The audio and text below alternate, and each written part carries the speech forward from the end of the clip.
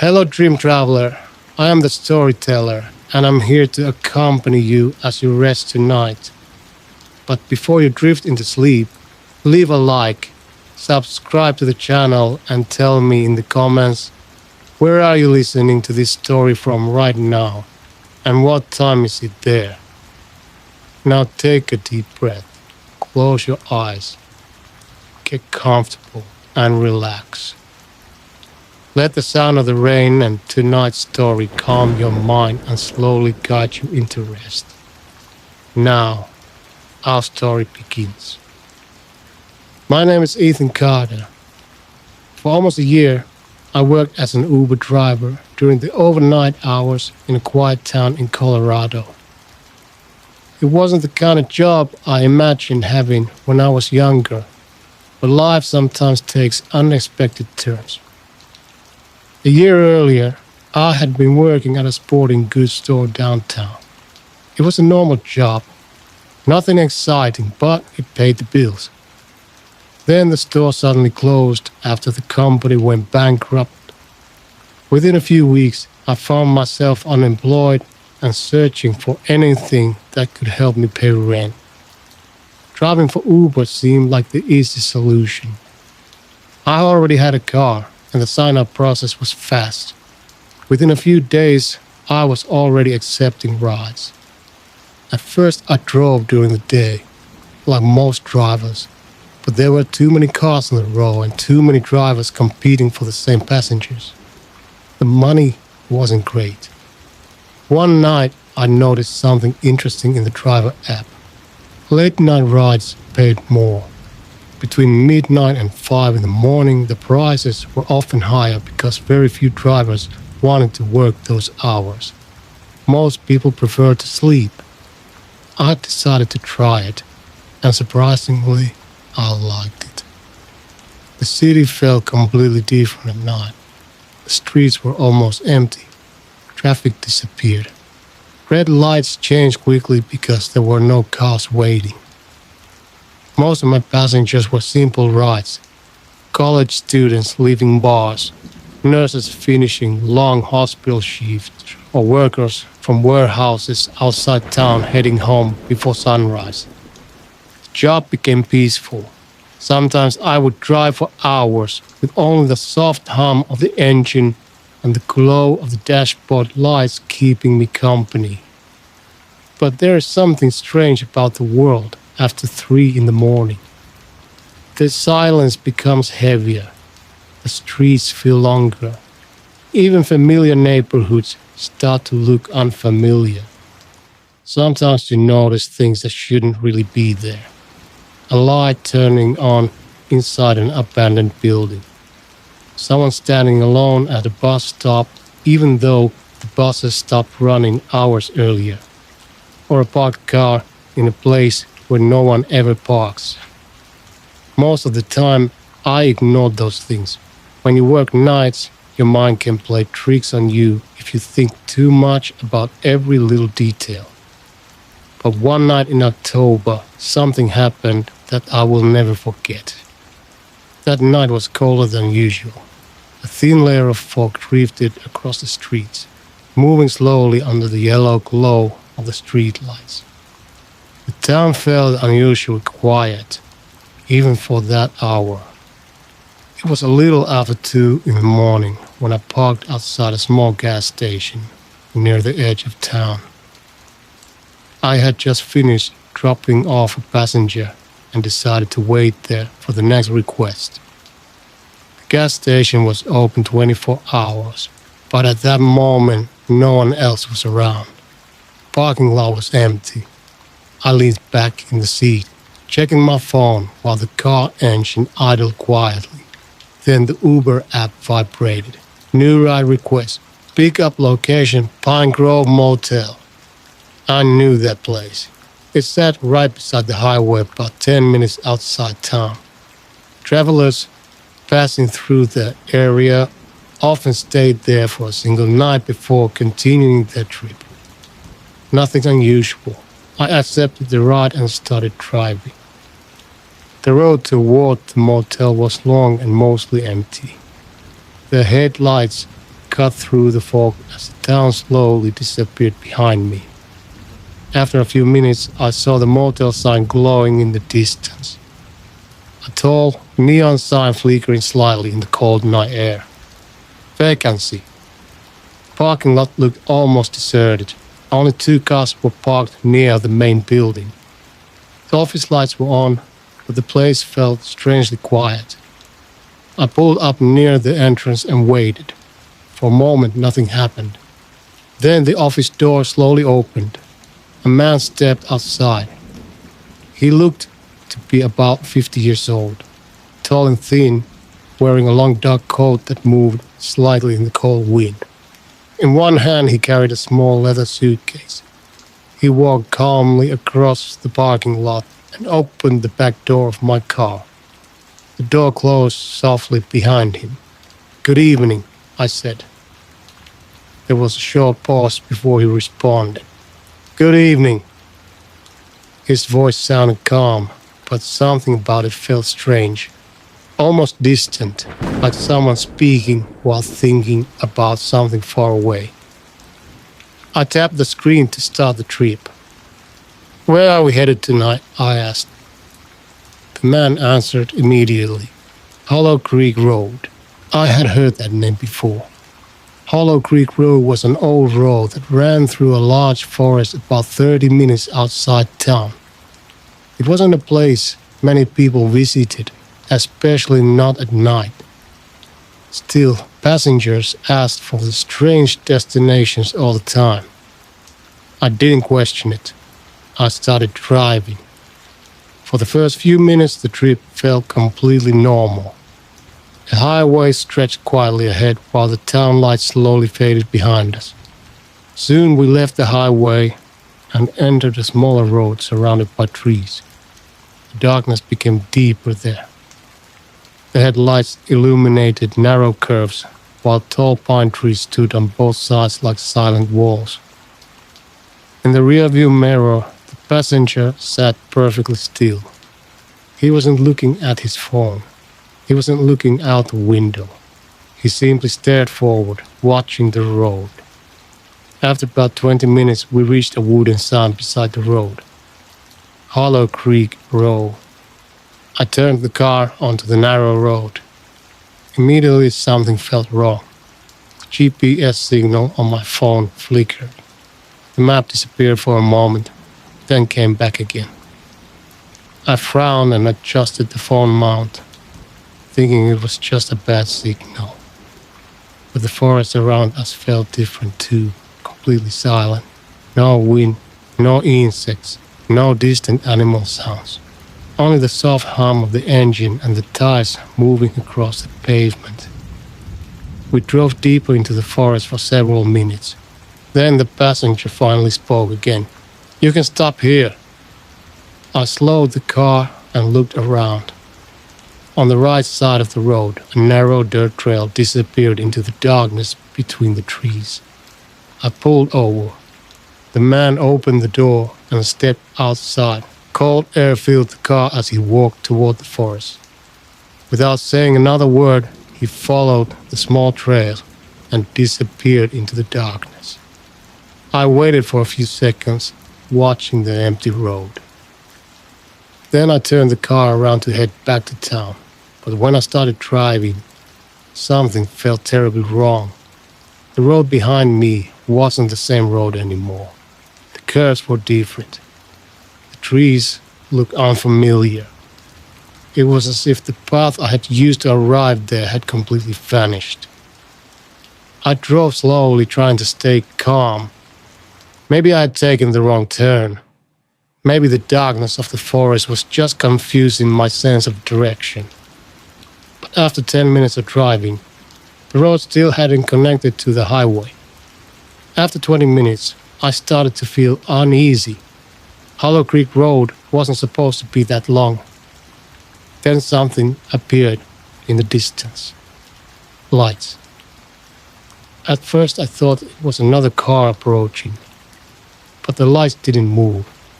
As I got closer, I realized they were parked vehicles, several of them. I slowed the car. There were at least 6 vehicles stopped in the middle of the road. A few people stood nearby, talking quietly beside a small fire they had built on the side of the road. For a moment, I wondered if something had happened, maybe an accident. But as soon as I stopped the car and stepped outside, all of them looked at me with the same expression. Recognition, not surprise. Almost like they had been expecting me. A woman in her 30s stepped closer. She wore a thick jacket and held a flashlight in one hand. "You picked someone up tonight," she said. It wasn't a question. I nodded slowly. "Yes." She sighed and rubbed her forehead. "Let me guess," she said. "Pine Grove Motel." My stomach tightened. "How did you know that?" The woman looked at the others before answering. "Because that's how all of us got here." The group gathered around as I tried to understand what she meant. There were 8 people in total, 4 men and 4 women. Most of them looked tired. A few had blankets wrapped around their shoulders like they had been out there for hours, or maybe longer. One of the men pointed toward the cars. "Uber drivers, Lyft drivers too," he said. "Every one of us picked up the same passenger." My heart started beating faster. "The man with the suitcase?" I asked. Several of them nodded. The woman crossed her arms. "He gets in your car," she said. "Gives you the same destination, Hollow Creek Road. You drive him into the forest. He asks you to stop, and then he disappears." I felt a chill run down my spine. That's exactly what happened. The group exchanged quiet looks. One of the older drivers stepped forward. His beard was gray and his face looked exhausted. "How long have you been driving since he left the car?" he asked. "I don't know," I said. "Maybe 30 minutes. The man gave a tired laugh. "Yeah, that's how it starts." "What do you mean?" He pointed down the road behind me. "Try leaving." "I did," I said. "The road keeps changing." "Exactly," he replied. "The road doesn't let you go." They explained everything slowly while we stood around the small fire. Every driver there had arrived the same way. Each one picked up the same mysterious passenger. Each one drove him to Hollow Creek Road. And each one watched him disappear into the forest. After that, the road changed. Turns appeared where there hadn't been any before. Straight paths curved in impossible directions. No matter how long they drove, the road never led back to town. It only led deeper into the forest. One driver said he had been there for almost 12 hours before finding the others. Another woman said she had been driving for so long that her gas tank was nearly empty before she saw the parked cars and stopped. None of them understood how it was happening. But one thing was clear. Something about Hollow Creek Road was wrong. Very wrong. "Did any of you see the man again?" I asked. The group fell silent. For a moment, no one answered. Then the gray-bearded driver spoke quietly. "Yes." Everyone looked at him. "He appears sometimes," the man said, "standing on the road, watching us." My stomach tightened. What does he want? The man stared into the darkness of the forest. "I think he wants us to stay here." Block 7. We stayed there for a while, talking quietly while the fire crackled beside the road. The forest around us remained unnaturally silent. No wind, no animals, just darkness stretching endlessly between the trees. Eventually, one of the drivers, a tall guy named Marcus, spoke up. "I've been thinking about something," he said. Everyone turned toward him. Marcus pointed down the road. "Every time we try to leave, something happens." "What do you mean?" I asked. "Things start appearing," he said. "Shadows moving between the trees. Sounds in the forest. Sometimes you see someone standing on the road ahead. A woman beside him nodded. I saw a person standing in the middle of the road earlier, she said quietly. But when I got closer, there was nothing there, Marcus continued. And every time that happens, we panic. Of course we panic, someone said. This place is insane. Marcus shook his head slowly. That's exactly the point. The group looked confused. What if that's what the road wants, he said. What if all of this is designed to scare us? No one spoke for a moment. The fire popped softly beside us. Marcus looked around at everyone. What if this place feeds on fear? At first the idea sounded ridiculous, but the more we talked about it, the more it started to make sense. Every strange thing that happened on the road had one purpose: to scare us. Drivers described hearing whispers in the forest, seeing figures between the trees, watching shadows move across the road even when nothing was there. And every time those things happened, the same result followed: fear, panic. People drove fast, made desperate turns, took random roads trying to escape, but none of those attempts worked. The road always changed. The forest always trapped them again. Marcus stared into the darkness beyond the headlights. If this place feeds on fear, he said slowly, then maybe fear is what keeps us trapped. The grey-bearded driver frowned. So what are you suggesting? Marcus looked at all of us. We tried something different. How? We stopped being afraid. Some people laughed nervously. That's easier said than done, one woman replied. Marcus nodded. I know, but think about it. If the road gets stronger when we panic, then maybe it gets weaker when we stay calm. No one spoke for a long moment because deep down we were all thinking the same thing. What if he was right? For a while, none of us said anything. Marcus's idea sounded simple, but actually doing it was something completely different. The forest around us felt wrong. The darkness between the trees seemed deeper than normal, almost like it was watching us.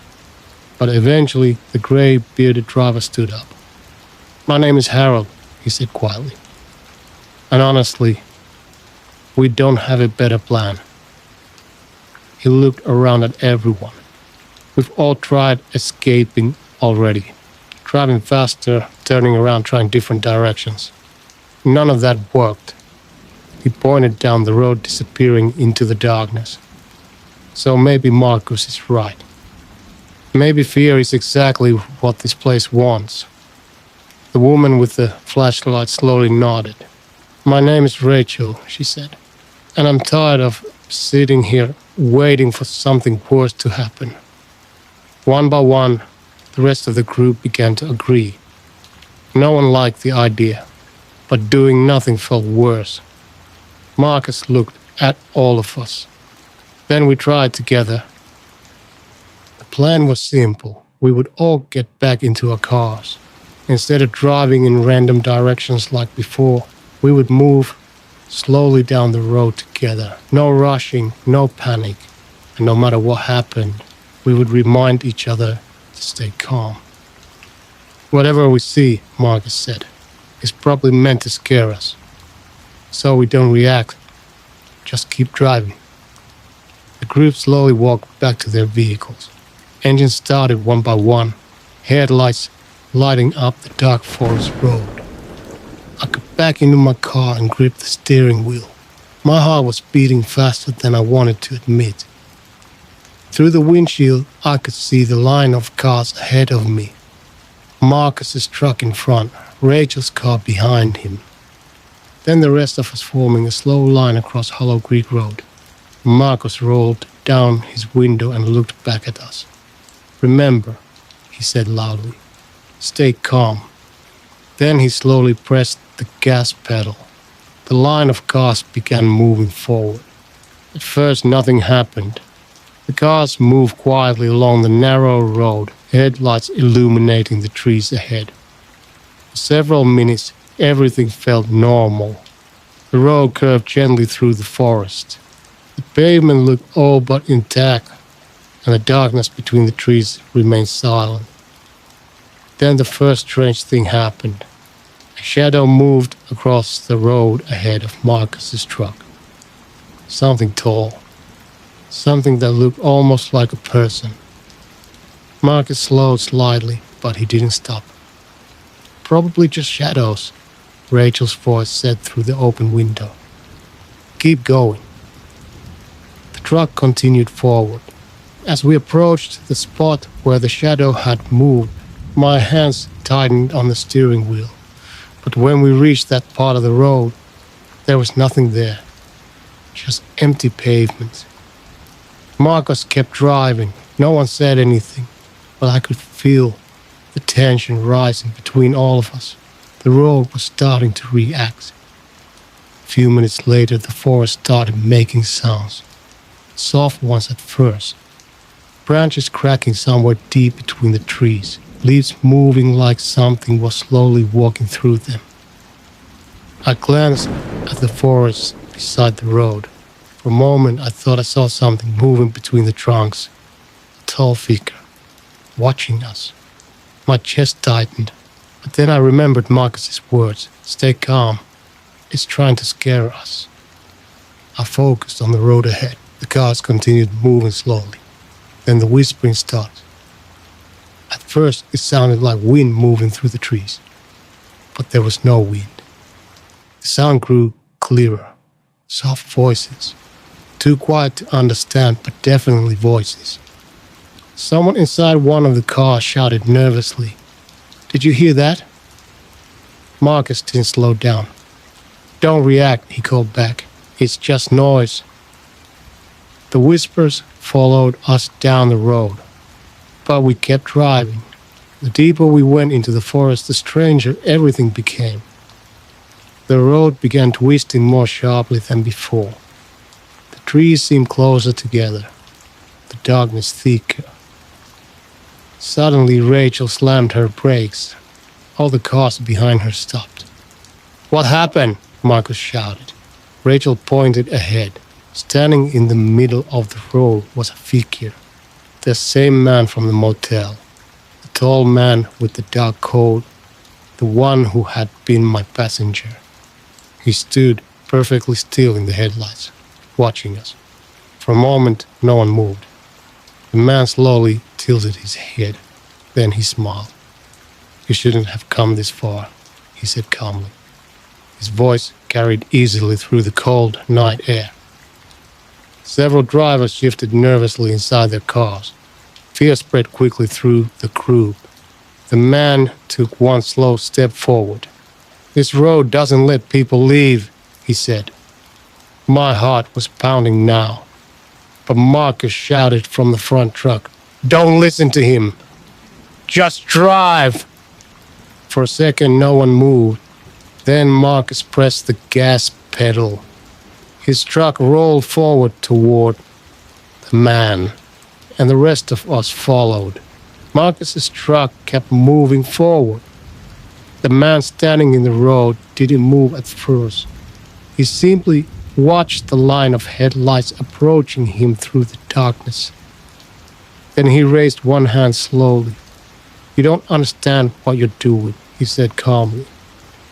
His voice sounded deeper now, almost echoing through the forest. "This road belongs to the fear inside you." Marcus didn't slow down. None of us did. The truck rolled closer and closer. For a moment, I thought the man would step aside, but instead, his smile slowly disappeared. His expression changed into something colder, more desperate. "You cannot leave this place," he said. "You're part of it now." Marcus drove straight toward him, and then something strange happened. The man's body flickered, just for a second, like an image losing its signal. Marcus kept driving. The truck passed directly through the spot where the man had been standing, and suddenly he was gone. The road ahead was empty again. No one spoke, but something had clearly changed. The forest began reacting almost immediately. The whispering voices grew louder. Branches snapped violently between the trees. Shadows moved rapidly along the sides of the road. It felt like the entire forest was waking up around us. But this time, no one panicked. Marcus kept the truck moving slowly. Rachel followed behind him, then the rest of us. The darkness around us seemed to twist and stretch in strange ways. At one point I could have sworn the road split into two different directions, but as we drove closer, the second road simply vanished. Another illusion. The forest was trying harder now, trying to scare us, trying to break our calm, but we kept moving, steady, quiet, fearless, and little by little something began to change. The silence of the forest wasn't as heavy anymore. The air felt different, less oppressive, almost normal. Then the man appeared again. This time he wasn't standing in the road. He stood beside the trees, just outside the headlights, watching us. His face looked different now, angrier. His eyes followed every car as we passed. "You should be afraid," he said loudly. His voice echoed through the trees. "This place feeds on fear." But no one stopped. Marcus continued driving. Rachel followed him. The rest of us stayed close behind. The man began walking along the edge of the forest beside the road, keeping pace with the cars. "You don't belong out there," he continued. "You belong here." The words were meant to be threatening, but they sounded weaker now, less powerful, almost desperate. And that's when we understood something important. Marcus had been right.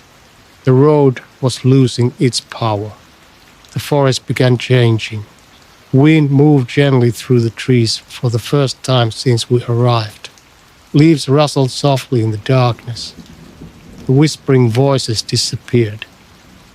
Even the shadows stopped moving. The man suddenly stepped onto the road again. But this time he looked different. His face was pale. His movements slower. "You're making a mistake," he said. But his voice trembled. Marcus slowed the truck slightly but didn't stop. "We're not afraid of you," he said firmly. The man stared at the line of cars. Something like panic flashed across his face. "That fear belongs to me," he shouted. "You can't take it away." But no one reacted. The group kept driving calmly forward. And that's when it finally happened. The man staggered backward. His body shook. Then suddenly his knees collapsed beneath him. He fell onto the road. For the first time since we met him, the man looked truly terrified. He stared at his hands. They were fading, slowly becoming transparent under the headlights. "No," he whispered. "This isn't possible." His voice cracked as he tried to stand again, but his body trembled violently. "I exist because of your fear," he said weakly. "You can't take that away." Marcus stepped out of his truck now. The rest of us slowly stopped our cars. But none of us moved closer in fear. We simply watched, calm, quiet. The man's arms began dissolving into the night air like smoke. His face twisted in panic. "You need me," he said desperately. "This place needs fear." But no one answered. We simply stood there without fear. And little by little, the man continued fading. His legs disappeared, then his chest, then his shoulders, until only his face remained. For a final moment, he looked around at all of us, terrified. Then he vanished completely. The forest became silent again. But this time, it was a normal silence, a peaceful one. Wind moved gently through the branches above us. Somewhere in the distance, an owl called softly through the trees. The heavy darkness that had surrounded the road before was gone. Marcus slowly looked down the road ahead, and then he smiled. "Look," he said quietly. Far ahead in the distance, something appeared between the trees. Lights. City lights. The edge of town. The road finally had an end. We all returned to our cars and began driving again. The forest around us felt completely different now. Calm. Almost welcoming. Within a few minutes, the trees began thinning. The road widened, and suddenly we were back on the normal highway. Just like that. Hollow Creek Road was behind us. None of us spoke for a moment. We simply sat in our cars under the glow of the highway lights, trying to process what had just happened. Eventually, Marcus laughed softly. "Well," he said, "I guess fear really was the key." One by one, the other drivers began to laugh too. Not out of humor, but relief. We had escaped. Months later, I returned to that forest during the day.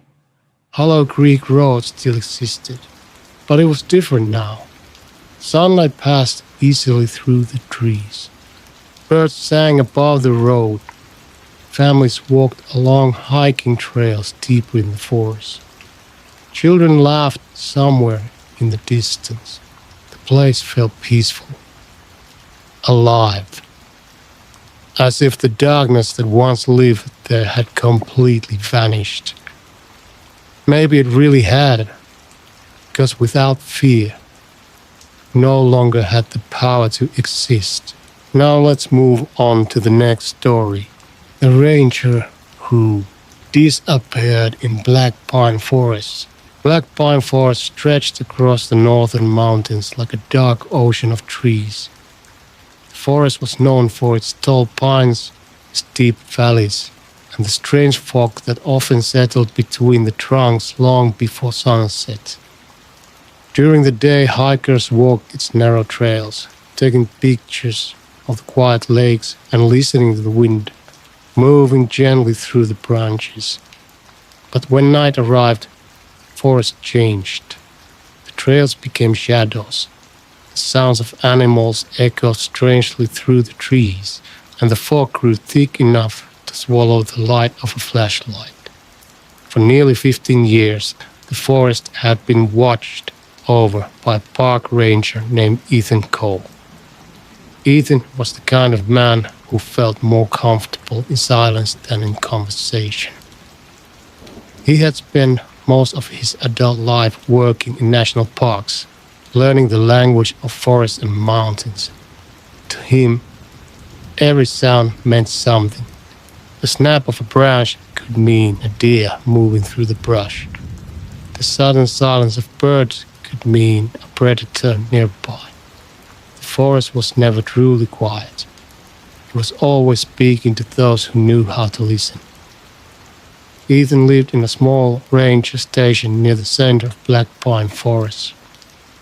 The cabin was built from dark wood and sat beside a narrow dirt road that twisted through the mountains.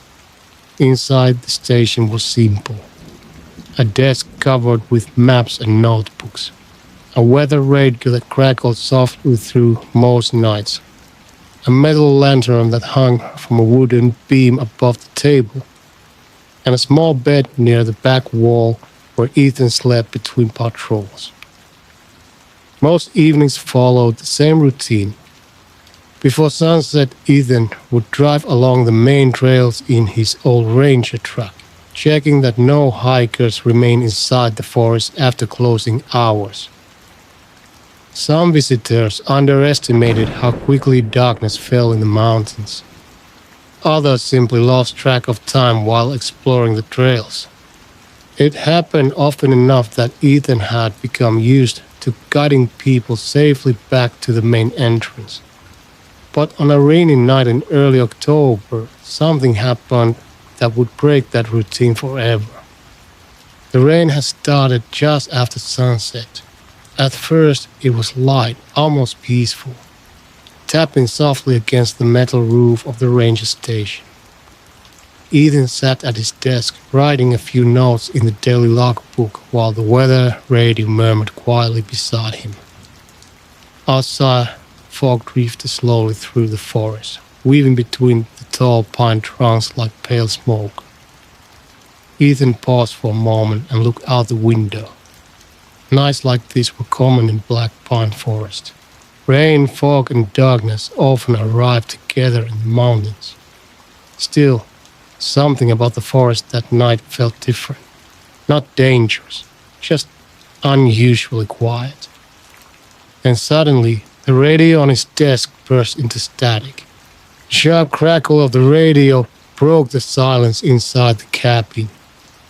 Ethan immediately looked down at the device. At first, he assumed it was only interference from the storm. Rain and fog sometimes disrupted the signal between ranger stations, but after a moment, a faint voice pushed through the static. "Hello, can someone hear me?" The voice was weak and trembling. Ethan grabbed the radio microphone. "This is Ranger Cole," he said calmly. "Go ahead." For a few seconds, there was nothing but static. Then the voice returned, clearer this time. "I'm lost." The words came quickly, almost breathless. Ethan leaned forward slightly in his chair. Lost hikers were not unusual, especially when fog rolled into the forest. Trails that seemed simple during the day could become confusing at night. "Stay calm," Ethan replied. "Tell me where you are. What trail are you on?" There was a pause. "I don't know," the voice said. "I think I left the trail." Ethan reached for a folded map on his desk and spread it open under the lantern light. "Do you see any trail signs?" he asked. "Any wooden markers on trees?" Static filled the radio again. Then the voice returned, sounding more anxious. "No, just trees. Everywhere." Ethan studied the map silently for a moment. Black pine forest had dozens of smaller paths that crossed through the mountains. If someone wandered far enough from the marked trails, finding their way back in thick fog could become very difficult. "What's your name?" Ethan asked. "Daniel." "All right, Daniel. Listen carefully," Ethan said. "Stay where you are. I'll come find you." But the voice on the radio quickly interrupted him. "No." Ethan frowned. "What do you mean, no?" "I don't think you should come here." The words sounded strange. Not panicked, not relieved, almost uncertain. Ethan tapped the side of the radio lightly. "Why not?" For several seconds the radio remained silent. Then Daniel spoke again. "Because something else is here." Ethan felt a small chill run down his back. "What do you mean something else?" he asked. There was another pause, longer this time. When the voice returned, it sounded quieter, almost like a whisper. "I heard it walking." "Walking where?" "In the trees." Ethan leaned back in his chair, listening carefully. Storm interference could sometimes distort voices over the radio. Fear could also make people imagine things that were not really there. But something about Daniel's voice sounded genuine. The kind of fear that was difficult to fake. "Maybe it's another hiker," Ethan said calmly. "Are you near a campsite?" "No." "Then maybe it's an animal," Ethan continued. "Deer. Maybe. They move a lot at night." The radio filled with static again. Then Daniel spoke once more. "No animal walks like that." The words hung in the air. Ethan stared at the radio. "What do you mean?" he asked. But there was no answer, only static. "Daniel?" Ethan called. "Nothing." He adjusted the radio channel and tried again. "Daniel, do you copy?" Still nothing. The signal had disappeared completely. For a long moment, Ethan sat in silence, listening to the rain against the roof. Lost hikers were one thing, but a frightened voice claiming something was walking in the forest with them. That was something else. Ethan stood up slowly and grabbed his rain jacket from the back of the chair. Someone really was lost deep in the forest during heavy fog. Waiting until morning could be dangerous. Within minutes, he had packed a small search kit, flashlight, extra batteries, compass, emergency blankets, a small medical kit. He stepped outside the ranger station. The night air was cold and wet. Fog drifted thickly between the tall pine trees, turning the forest into a maze of grey shadows. Ethan climbed into his ranger truck and turned the key. The engine started with a low rumble. For a moment he sat there, looking out through the windshield at the dark road leading deeper into the forest. In 15 years of working in black pine forests, Ethan had searched for dozens of lost hikers. But tonight felt different, that the forest looked the same as always. Yet the silence between the trees felt heavier than usual. Then somewhere far off in the darkness, Ethan heard something moving. A slow step, then another, not on the road, deep in the forest. And whatever was out there was moving through the fog, as if it already knew exactly where he was. Ethan sat quietly inside the ranger truck listening. The engine idled softly while the rain continued tapping against the windshield. Outside, the fog had grown thicker, turning the forest into a pale gray maze between the tall pine trunks. For a moment he wondered if the sound he had heard was simply his imagination. Rain sometimes created strange echoes in the woods. Wind could move branches in ways that sounded almost like footsteps. Still, Ethan had spent too many years in forests to ignore his instincts. Something had moved out there. He stepped out of the truck, grabbing his flashlight before closing the door behind him. Forest air felt colder than before. The smell of wet pine needles filled the air as the rain continued falling in a steady rhythm. Ethan stood still, listening carefully. The beam of his flashlight cut through the fog, illuminating patches of mud, roots, and scattered stones along the trail entrance. Nothing moved, no animals, no shifting shadows. Just the quiet forest breathing slowly in the rain. He turned off the truck engine to hear better. The sudden silence felt heavy. For a few seconds there was nothing but the sound of rain dripping from branches high above. Then it came again, a slow step somewhere beyond the trees, not close, but not far either. Ethan turned the flashlight toward the sound. The light touched only fog and pine trunks. If someone was out there, they were moving quietly. "Daniel," Ethan called into the darkness. His voice traveled between the trees and vanished into the fog. No answer came back. Ethan waited a few seconds longer. Then he switched the flashlight to a brighter setting and stepped onto the narrow trail that disappeared into the forest. The ground was soft beneath his boots. Wet leaves and pine needles muffled every step. Whoever had called for help could not be too far away. But the deeper Ethan walked, the stranger the forest began to feel. Black pine forest had always been quiet at night. But tonight, the silence felt unnatural. Normally, even during heavy rain, Ethan would hear small movements in the forest. Birds shifting in branches, insects buzzing faintly in the darkness. Sometimes a distant cry of an owl. Now there was nothing, no animals, no rustling leaves, just the sound of rain falling steadily from the sky. Ethan moved slowly along the trail, scanning the ground with his flashlight. The fog made it difficult to see more than a few yards ahead.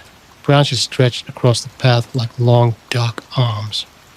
Water dripped from needles high above. Then he saw something in the mud. Footprints, fresh ones. Ethan crouched slightly and aimed the flashlight closer. prints were clear enough to see. A single set of hiking boots moving away from the trail. The person had definitely left the marked path. That must be Danielle, Ethan murmured. The footprints continued between the trees, disappearing deeper into the forest. Ethan followed them carefully. Every few steps, he checked the direction of the trail behind him to make sure he would be able to find his way back. Fog could disorient even experienced hikers, but Ethan had walked these woods for years. He trusted his sense of direction.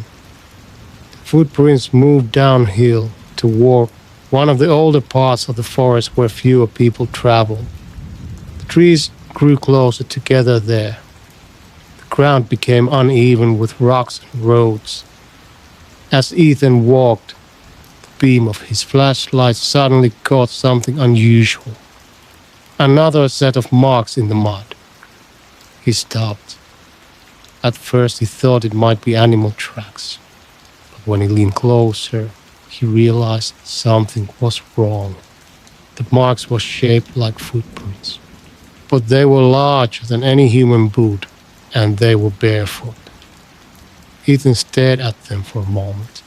The shape of the toes was clearly visible in the wet earth. The print was long, too long, longer than any normal human foot, and it was pointed in the same direction as Daniel's footprints. Moving deeper into the forest, Ethan slowly stood up again, his flashlight moving carefully across the ground. Daniel's footprints were still there, clear and easy to follow, but now those strange barefoot prints appeared beside them, sometimes overlapping, sometimes slightly ahead, as if whatever had made them had been walking close to Daniel, or following him. Ethan felt a cold weight settle in his chest. He had spent 15 years in this wood.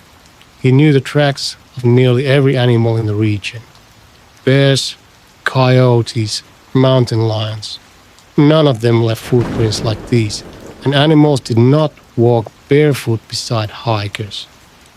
The rain grew heavier. Water began slowly filling the deep impressions in the mud. If Ethan wanted to follow the trail, he would need to move quickly before the tracks disappeared. He continued downhill through the fog. The forest became darker as the trees grew thicker around him. Branches blocked more of the sky. The fog swirled slowly between the trunks, sometimes making it look as if shadows were moving where nothing actually existed. After several minutes of walking, Ethan heard something again. A sound far ahead on the trail, not footsteps this time. Breathing, slow, heavy breathing. He froze immediately and switched off his flashlight. Darkness swallowed the forest around him. For several seconds, Ethan stood completely still, letting his eyes adjust to the faint gray glow of fog.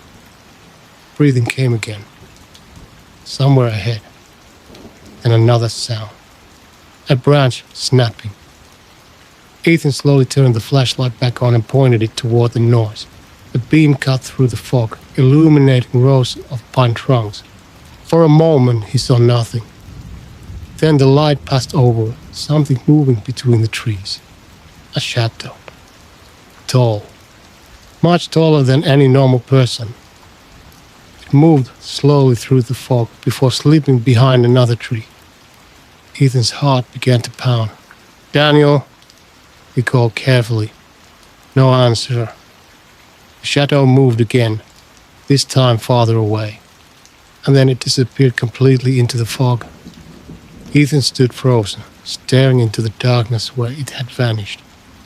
One thing was suddenly very clear. Whatever had been walking through the forest with Daniel was still out there.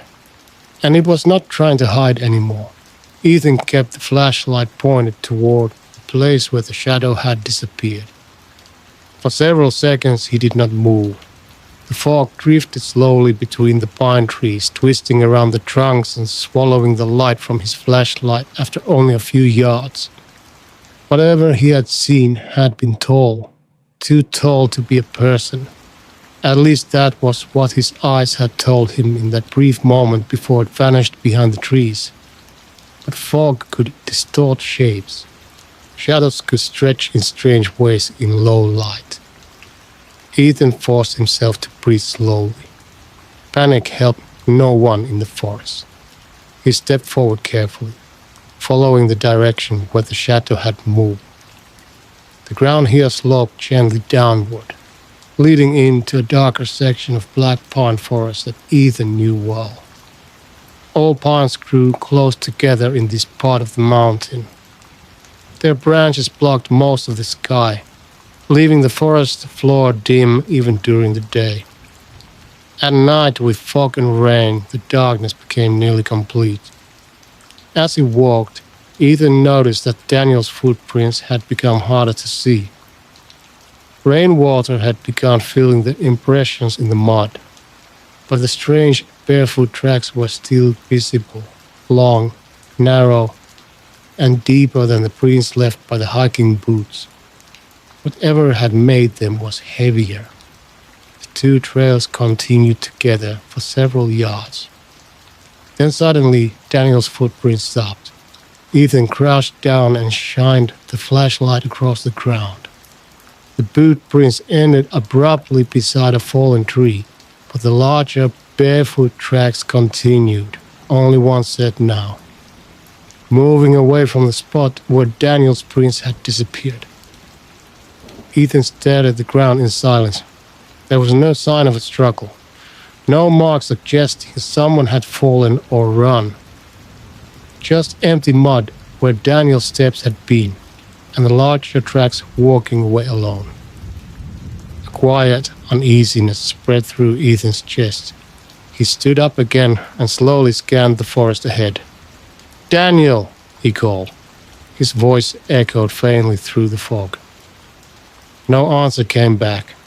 The deeper Ethan moved into the forest, the colder the air seemed to become. Rain continued falling, though the tall pine branches above blocked much of it from reaching the ground. Water dripped slowly from needles high overhead. The sound echoed softly between the trees. Ethan followed the strange, barefoot tracks as they wound deeper into the woods. Sometimes the prints were clear. Sometimes they vanished briefly in patches of rock or thick roots before appearing again farther ahead. The forest here was older. Many of the trees had stood for more than 100 years. Their trunks were thick and dark, covered with rough bark and patches of moss. Ethan had rarely come this far during his normal patrols. Few hikers traveled this deep into the mountain. After several minutes of walking, he began to notice something unusual. The fog around him had grown thicker. But it was not drifting randomly like before. It seemed to be gathering in certain areas, forming pale clouds between specific groups of trees, almost like walls. Ethan slowed his pace. Something about the pattern made him uneasy. The flashlight beam reflected strangely in the fog, creating shapes that looked almost like moving figures at the edges of his vision. He turned suddenly, expecting to see someone behind him, but the forest remained empty, only the quiet rain, only the tall silent trees. Then the radio clipped to Ethan's jacket suddenly crackled. A sudden burst of sound made him jump. Static filled the small speaker, then faintly a voice came through. "Ranger." Ethan grabbed the radio immediately. "Daniel." The signal crackled again.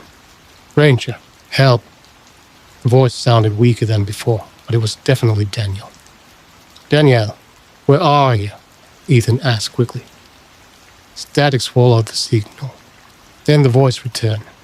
"Don't let it see you." Ethan frowned. "What do you mean?" The radio hissed with interference. "It watches from the trees." Then the signal died again. Ethan lowered the radio slowly. The fog around him had grown so thick now that the beam of his flashlight barely reached the nearest trees. He listened carefully. The forest remained silent, but something felt different. The air felt heavier, as if the woods themselves were holding their breath. Ethan turned slowly, scanning the trees around him. One by one, the tall trunks passed through the circle of light. Nothing moved, yet the strange feeling remained, the sensation that he was no longer alone. Then he noticed something above him, high on the trunk of a nearby pine tree. Scratches, long vertical marks carved deep into the bark. Ethan stepped closer and raised the flashlight. The scratches were fresh. Pieces of bark still hung loosely from the wounds in the tree. They were far too high to have been made by any person standing on the ground, at least 10 feet above Ethan's head. Something large had done that. Very large. A quiet sound came from behind him, a slow shift of weight, like something stepping carefully onto wet ground. Ethan turned instantly, raising the flashlight toward the noise. The beam of light swept across the fog. For a moment it revealed nothing but drifting mist. Then the light touched something between the trees. Two shapes, high above the ground, reflecting the beam of the flashlight. Eyes, large, still, watching him. The light shook slightly in Ethan's hand as he tried to focus on them. The fog moved slowly between the trees, and the eyes blinked once. Then the massive shadow behind them began to move. The eyes blinked slowly in the beam of Ethan's flashlight. For a moment he could not move. They were too high above the ground to belong to any normal animal. At least 12 feet up the trunk of the tree, glowing faintly as the light touched them through the fog. Then the shadow behind them shifted. A massive shape unfolded slowly between the branches. Ethan's breath caught in his throat. The thing moved with an unsettling calm, climbing down the side of the tree as if gravity meant nothing to it. Its limbs were long and thin, bending at angles that looked wrong in the pale light. The fog moved around its body, revealing only pieces at a time. First a long arm sliding along the bark, then another hand gripping the trunk, then a shape like a shoulder passing briefly through the light before vanishing again. Ethan forced himself to step back. His boots sank slightly into the wet ground as the rain continued falling through the trees. "Daniel!" he called again, though his voice felt smaller now. No answer came from the forest. The creature's eyes never left him. Slowly, deliberately, it reached the ground. The flashlight beam trembled slightly in Ethan's hand as he tried to understand what he was seeing. The thing stood taller than any man he had ever seen. His body was thin, almost skeletal, yet somehow powerful. Fog clung to its shape like a living shadow. For a moment, it remained perfectly still. Then it took one slow step forward. The sound of its foot touching the wet earth was almost silent, but Ethan heard it clearly. The same slow step he had heard earlier from inside the ranger truck. Another step followed. Not rushed, not aggressive, just calm, like something that had been walking through the forest for a very long time. Ethan backed away slowly, never taking his eyes off the towering figure. The beam of his flashlight shook slightly as the creature continued forward between the trees. It did not run, it did not rush, it simply walked, the same slow, heavy steps echoing through the fog. Ethan turned and began moving back toward the trail. His instincts screamed at him to run, but years of working in the wilderness had taught him something important. Running blindly in a fog-filled forest could be worse than standing still. He moved carefully, keeping the flashlight aimed behind him as he walked. The creature followed. not quickly, but steadily. Each time Ethan stepped back, the thing seemed to take another step forward. Branches creaked softly as its long limbs brushed against them. The forest around them remained silent. No animals, no wind, just the quiet rhythm of rain and footsteps. After several yards, Ethan finally turned and began walking faster toward the direction of the ranger truck. The trail should have been only a few minutes away, but the fog had grown thicker now. The trees looked unfamiliar. Every direction seemed the same. Ethan turned around again. The creature was still there. Its tall shape moved slowly between the trunks, always keeping the same distance, always watching. Ethan suddenly remembered the words from the radio. "Don't let it see you." He stopped. The creature stopped too. For several seconds, neither of them moved. Then Ethan slowly turned off the flashlight. Darkness swallowed the forest immediately. Fog turned the night into a deep gray void between the trees. Ethan stood completely still, his breathing slow, his heart pounding in his ears. For a long moment the forest remained silent. Then somewhere in the darkness, footsteps stopped. Ethan waited. Seconds passed, then a minute. The rain continued falling quietly through the trees. He strained his ears, listening for any movement. Nothing. No breathing. No footsteps. Only the soft sound of water dripping from the branches above. Slowly, Ethan turned the flashlight back on. The beam cut through the fog once more. The trees stood exactly where they had before. The ground was empty. The creature was gone. Ethan stood there for several seconds, scanning the forest in every direction. But the towering shadow had vanished. Relief slowly began to replace the fear in his chest. Perhaps turning off the light had confused it. Perhaps it had simply lost interest. Either way, Ethan knew he needed to get back to the ranger station immediately and report what had happened. He turned and began walking carefully through the fog. After several minutes, the forest finally began to look familiar again. The slope of the ground, the shape of the trees, the direction of the trail.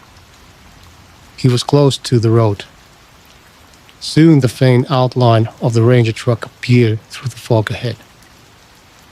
Ethan stepped toward it, feeling the tension slowly leaving his body. Then he noticed something that made him stop.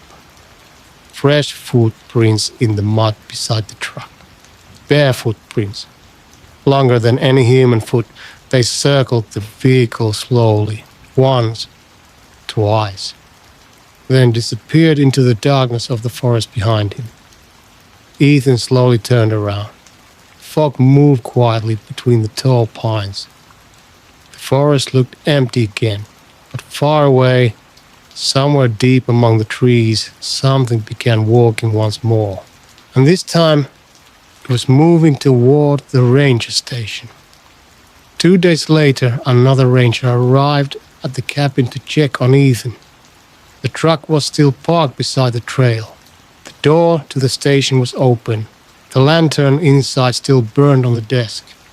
But Ethan Cole was gone. Search teams combed Black Pine Forest for weeks. They never found him. Only one thing remained from that night. Deep in the mud near the trail, investigators discovered 2 sets of footprints. One set belonging to Ethan, and another set of long, barefoot tracks, walking beside him, deeper and deeper into the forest. These were the 2 bedtime stories for tonight. I hope you enjoyed them. Have a peaceful night. May God watch over you as you sleep, and I'll see you in the next video.